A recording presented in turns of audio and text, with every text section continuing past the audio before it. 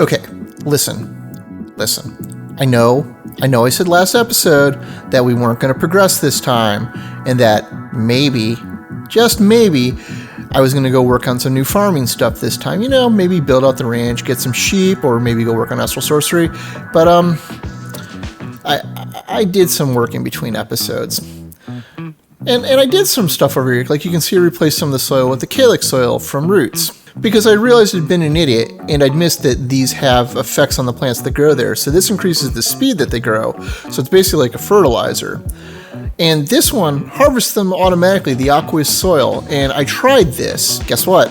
Only works on the plants that are directly behind me anyways. So, that doesn't help me, because what I needed to do is do melons and hemp and all the other things that I can't actually harvest with this.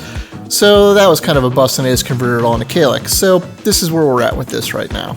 But the reality is, I actually added a second coke oven and moved them both up here and wired up a box to store stuff in.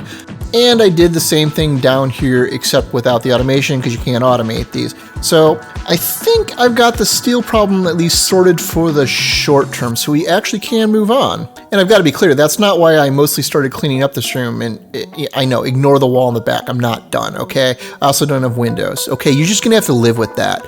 But I did change the glowstone on the walls there to actually make it a band going all around the room, and it brightened it up quite a bit, and I think the band actually looks really nice. So once this finishes out, this actually might be pretty nice looking.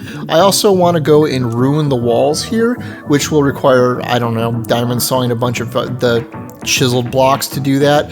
It'll take quite a bit of time to clean up, but it'll probably improve the looks quite a bit once I finish that. So I think that solves most of the looks problems with this room, you know, other than the massively ugly floor right now. But we're going to go solve that by putting a whole bunch of stuff on the floor and making it even uglier. And I suppose the first step is to make the reinforced blast bricks like we're supposed to, using the biodiesel that we made, so that we can actually upgrade the blast furnace, so we can actually automate the stupid thing. So I guess let's go burn a whole bunch of steel and get that first step done, huh? Now I will say that this much steel being made into plates does make me cringe a lot, because I know how much more we still need to make. But while that processes, let's talk about a couple of the other updates I did while in between episodes. Up in the ceiling there, I did finally replace that with an MV capacitor and MV wires, and that actually solved the power problem for the fermenter and the squeezer.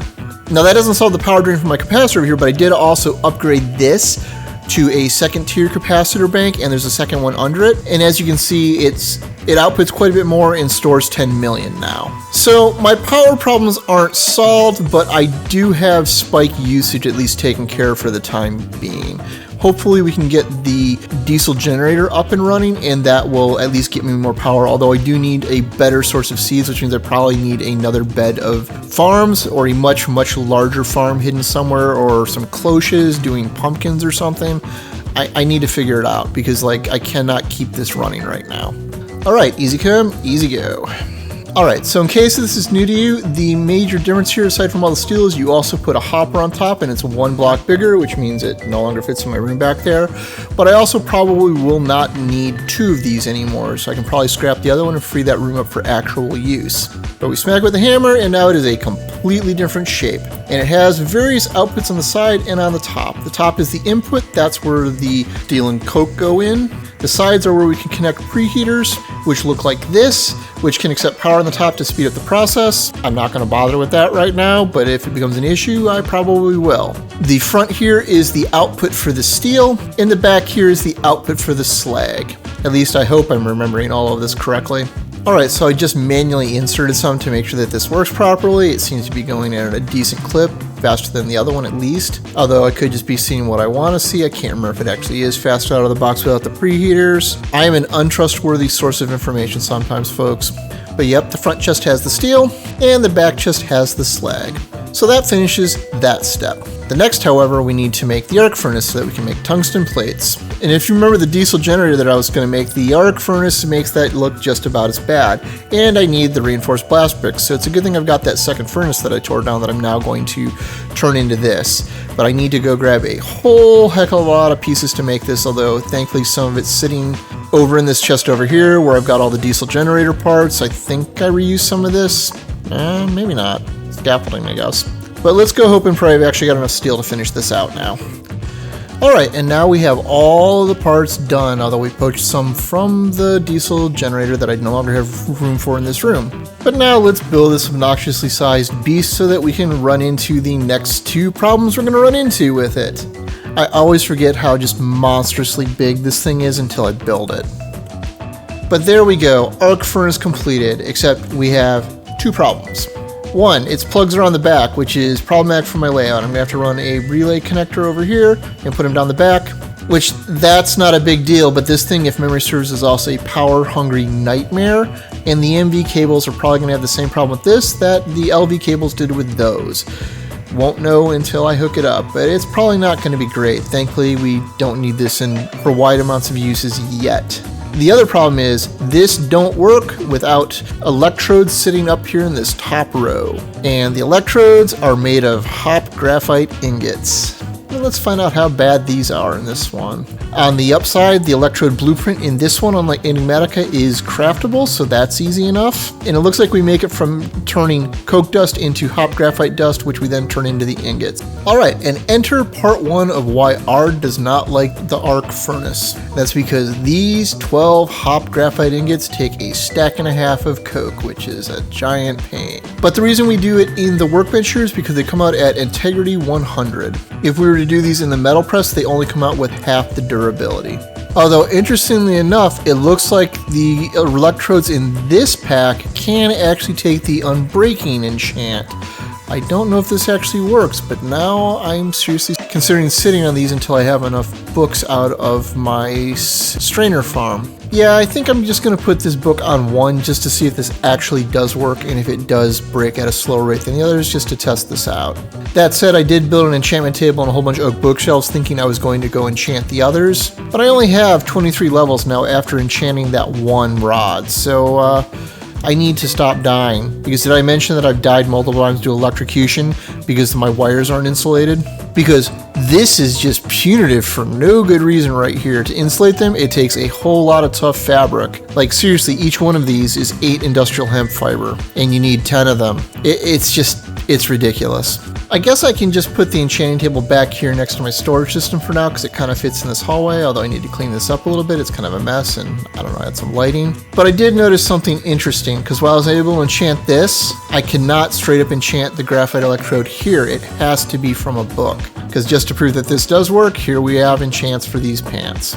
Alright, in part 3 of why ARD doesn't like the arc furnace, these electrodes cannot be inserted via machines. You have to manually put them in every single time they wear out. There's no way to automate it. It was annoying in Enigmatica, it's annoying here, it's annoying every place you run into it. It's never great. That said, we are now actually up to the step where we can make the tungsten plates though, which just requires smelting down wolframite ore that we've mined up under our base, and I think it's coming in from the laser base as well. So that's easy enough. You know, this says it's pulled up by the laser base, but I don't appear to have any in my storage. I wonder if it's either the weight or the max Y that's set. You know what, it's probably the min Y that's actually missing. I don't know, I need to look into it, but I'm definitely not pulling any up right now. That said, I do have 21 for mining, so let's just shove this in and see how bad this is for power usage. Well, we're not draining it yet, but who knows what's going on with the capacitor above me. Oh yeah, it's using about 300 more than we're generating right now, which isn't awful because we've got 10 million bank, but still not amazing. But at least it's pretty to watch in motion. Although it looks like I might be processing this wrong. I didn't think about this because this can actually go into the grinder, which makes tungsten rocky chunks, which can go into the sieve to make tungsten chunks, which can then go into the arc furnace. So we can at least get byproducts. I don't know if we're getting more or less, but we can at least get... Oh, but this doesn't generate the slag. I don't know if... we don't really need slag, I don't think. Yeah, after having tested it one, it does look like I'm choosing between potential iron, dust, and gravel byproducts from this or the slag, depending on which way I want to go. But it's the same result ingot-wise. Anyhow, we've got our 2 tungsten plates to finish that quest now. Which brings us to the last quest in the chapter, the industrial machine chassis, which is what's been holding us back. pretty much this whole chapter from actually making real progress, because this is what gates the actual generators. And oh, I am sorry that I looked at this. The new piece here that we need is the advanced plating for nuclear craft. And looking at this, let's see how bad of a hole this is, because it looks like the main thing we need is tough alloy. And to make tough alloy, we need a ferroboron alloy and lithium dust. So thankfully we've got some lithium, I believe, coming from the laser base, as well as having mined some. And the ferroboron is steel combined with boron, which we've also got some boron coming in. So we can actually do this. This isn't too bad. You know, until I need to make about 40 of these, that could be horrifying. We're gonna have to automate this as soon as we reasonably can. Well, this was very quickly proven out, at least though, because the unbreaking one's at 99.65 and the others are at 98.67, so it's pretty consistent that this does at least work. So I need to start saving books from breaking for my strainer. Alright, I'm starting to get tired of how long it takes to process all these ingots, but here we are done with chapter 4.